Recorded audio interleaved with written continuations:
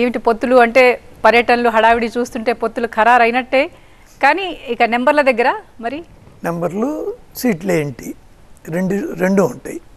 ఏ సీట్లు అనేది ఒకటి, ఎంత నెంబర్ అనేది ఒకటి. అవి కూడా ఈరోజు కొంత చర్చలు జరిగినాయి, రేపు కూడా జరుగుతాయి. రేపటితో ఒక కొలిక్కి వచ్చేస్తాయి. సరే 2014లో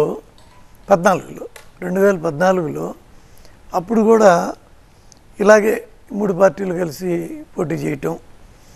అంతకుముందు ఉన్న సర్వేలన్నీ కూడా జగన్మోహన్ రెడ్డి గారే అప్పుడు వైసీపీ అధికారంలోకి వస్తుందని ఇవ్వటం.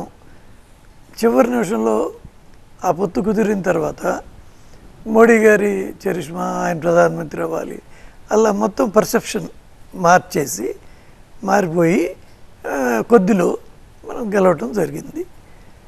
డెఫినెట్గా ఈ ముగ్గురు కలిసిన పొత్తు ఉపయోగపడుతుందని వాళ్ళ ముగ్గురు కూడా విడివిడిగా జగన్మోహన్ రెడ్డి గారికి వ్యతిరేకంగా, అంటే ప్రభుత్వానికి వ్యతిరేకంగా పోరాటం చేస్తూనే ఉన్నాం. వారు చేసే అవినీతి కానీ, లేకపోతే అసమర్థ కానీ, అక్రమ పాలన, వాటన్నిటి మీద విడివిడిగా చేస్తున్నాం.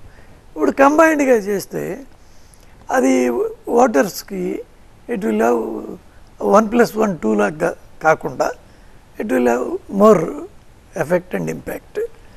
కాబట్టి ఈ పొత్తు తప్పకుండా సక్సెస్ అవుతుందని నా ఉద్దేశం. అంటే 1+1 2 కాకుండా 1+1 11 అన్న స్ట్రెంత్ అన్నమాట. అట్లా ఇప్పుడు రాజకీయాల్లో అంటే పొత్తులు అంటే ఏ సందర్భంలో అయినా ఎన్నికల టైంలో వస్తూ ఉంటాయి.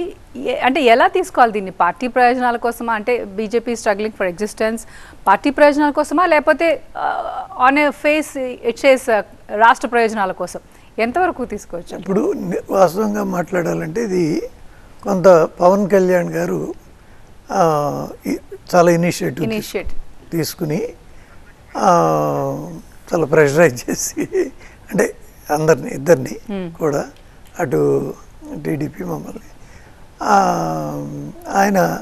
నేను కూడా ఆయన ఒకసారి కలిసినప్పుడు ఆయన చాలా ఇన్సిస్టెన్స్, ఎట్లాగైనా ముగ్గురు ఉండాలి, లేకపోతే నష్టపోయాం అది ఇదని. సరే వాట్ ఎవర్ ఇట్.